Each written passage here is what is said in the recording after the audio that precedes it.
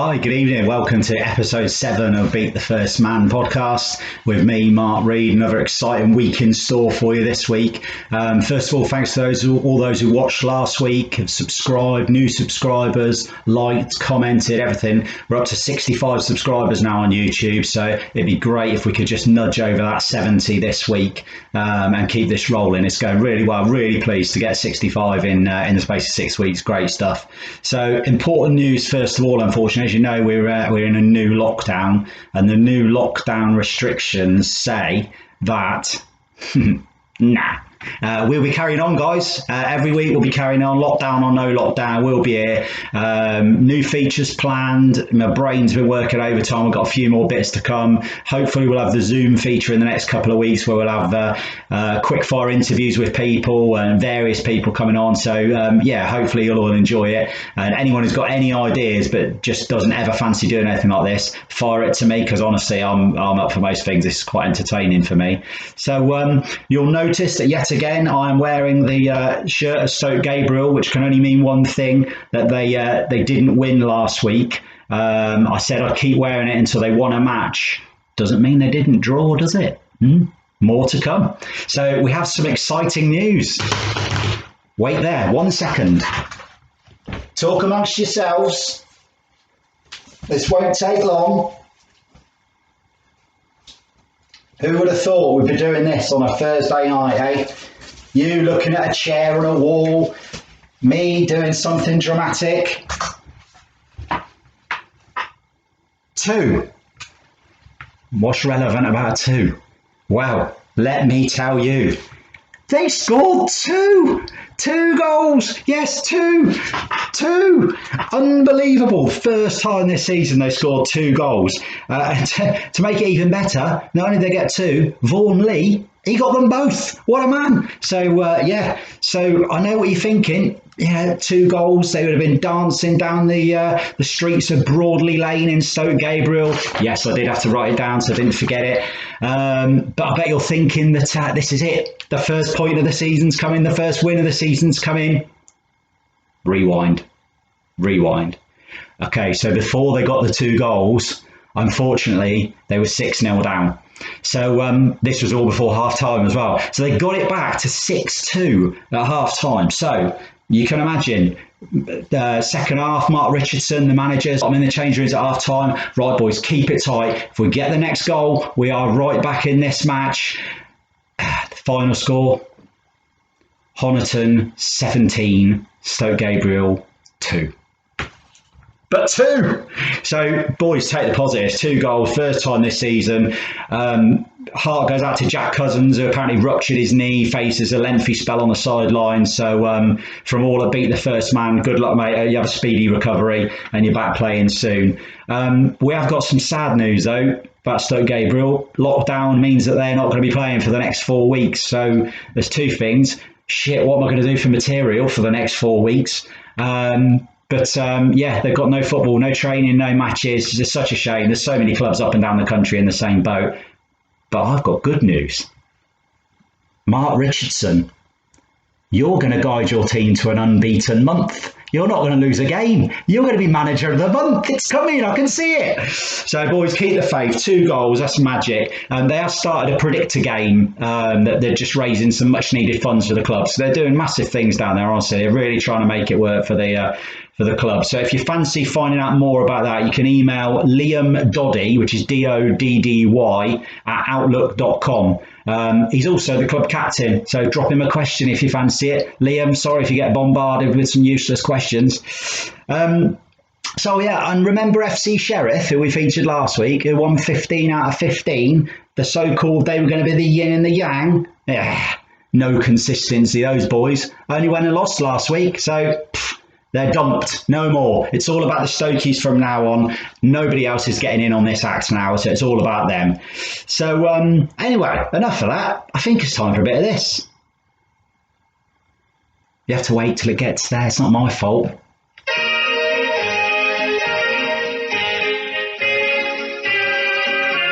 Oh yes, how Stoke Gabriel started out on this podcast, Tales of the Unexpected.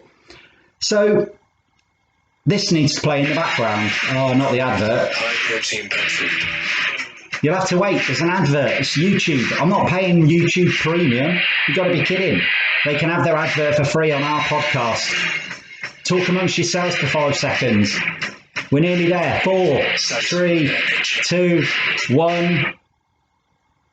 Okay. Here we go. Right, so this music is from the old mariachi bands of Mexico.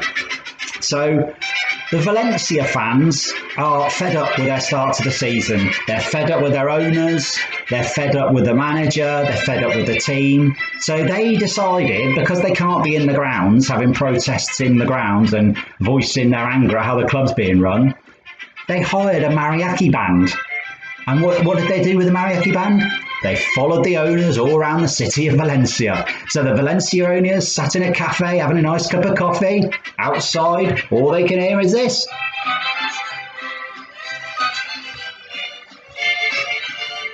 Yeah, that's it. That's what they heard. So they left the cafe. They weren't very happy. So what did they do? They went back to the stadium. What happened with the mariachi band? They followed them. They went all the way. And they just kept playing outside the offices. They played for the entire day in earshot of the Valencia owners. So that music you can hear there, literally that was all they heard for the entire day all around Valencia. So for the Valencia fans, we give you that. Brilliant. What a fantastic protest. Absolutely loving it. And I was all over that when I read that this week and thought, oh, that's being shared without a shadow of a doubt. So, little Shouty Man, what's he got to moan about this week? As you know, he gets right to the heart of the big footballing matters.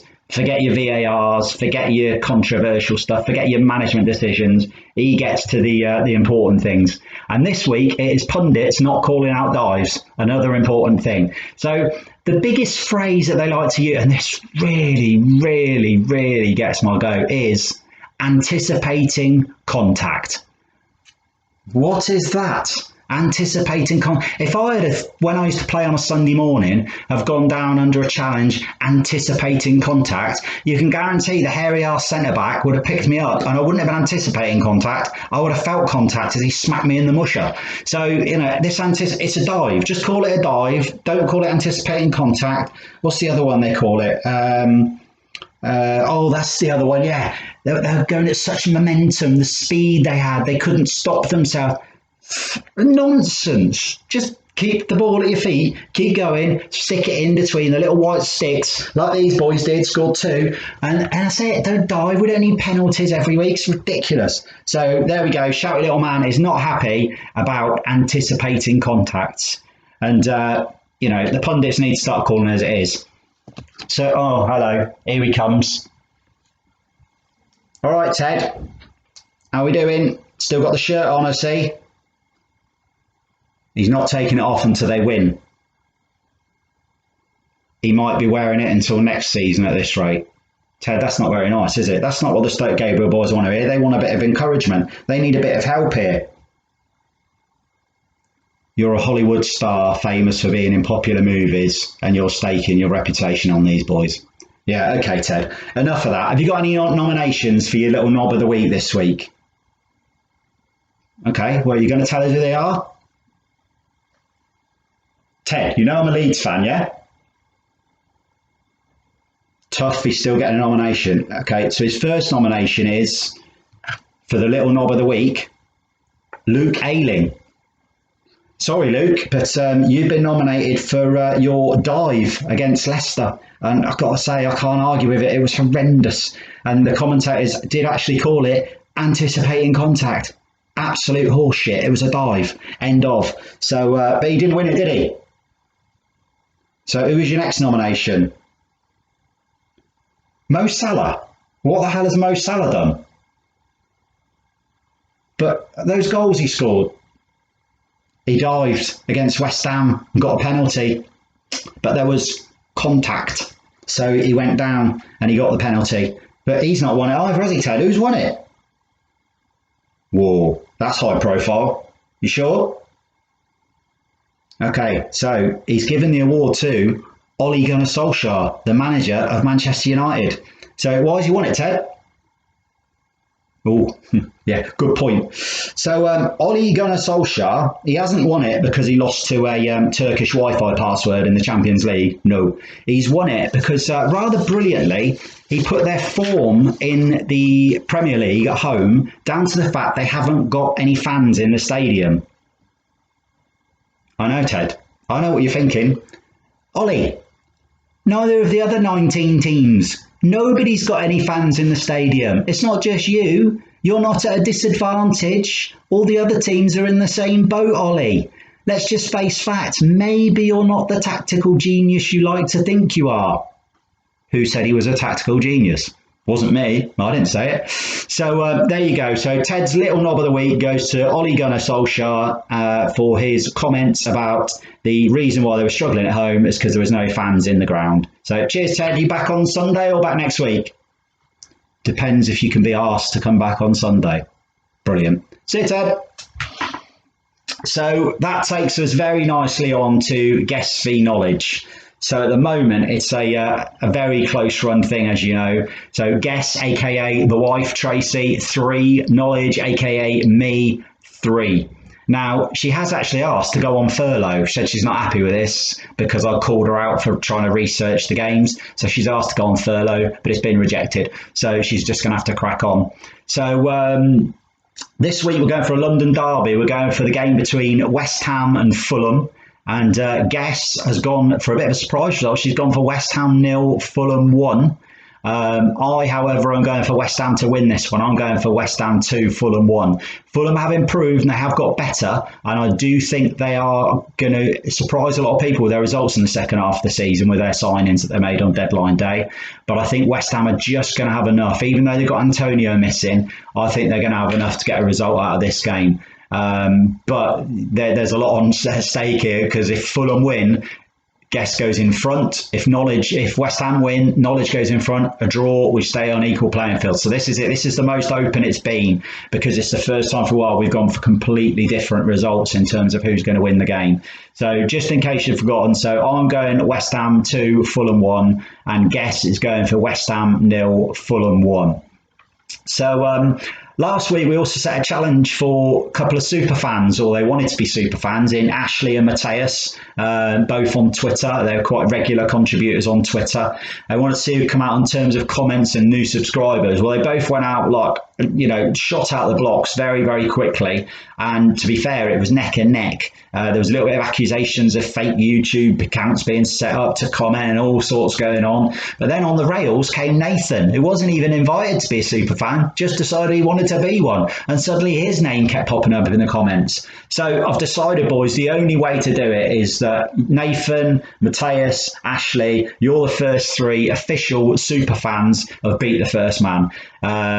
It takes a lot to get in there, but you boys went over and above to be official super fans. So well done to yous. And you can be rest assured there'll be another challenge further down the line to see if we can separate the 3 of you. That's just about it, really. It just leaves me to do this because every now and then I just have to drop a picture of a footballer in randomly. So you'll have seen who that was and whether you like him or not. That's it. And it just leaves me, I think we should go out with this, really. And just say, Valencia fans, you've been fantastic. Thanks everybody for watching. As I said last week, there's a button down the bottom, looks like that, click on that. And also the one that says subscribe, click on that. Love you lots. See you all next week. Take care.